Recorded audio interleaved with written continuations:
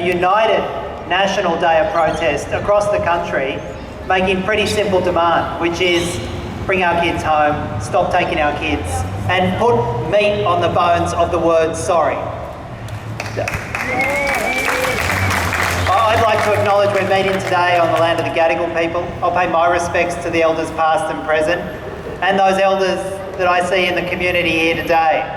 I see many family members that I've spoken to, and I've heard their tale of their personal hurt about their children being removed or their grandkids being removed, and taken not just from their immediate family, but taken from their culture, their kinship ties.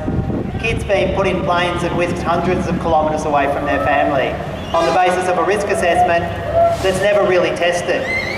And what we've seen in the 17 years since the Bringing Them Home report was delivered to government, and this answers your question, we've seen in the last 17 years a report on the stolen generations and a notional commitment from politicians at a state and federal level that they'd never do it again. That the stolen generation for the last 17 years has been spoken about as though it was a thing of the past.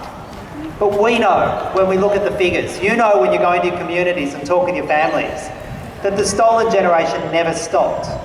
That in fact, since the release of that report in 1997 to now, the number of Aboriginal kids being taken from their families, being put into state care, has increased fivefold. Fivefold increase. Well, yeah, shame, you're saying, shame indeed. Shame on the rest of Australia for turning a blind eye to the reality of the ongoing stolen generation. This is the 21st century, and we're removing kids at a greater rate than we did in the 1930s or the 1940s or the 1950s at the peak of the assimilation policies of this country. And who is talking about it? Well, it's my privilege to be here as an MP, as one of your representatives. I'm one of the Greens MPs in the New South Wales Parliament, and it's my privilege to meet and talk with the families, hear their hurt, and endeavour to do what we can as an elected representative to fix it.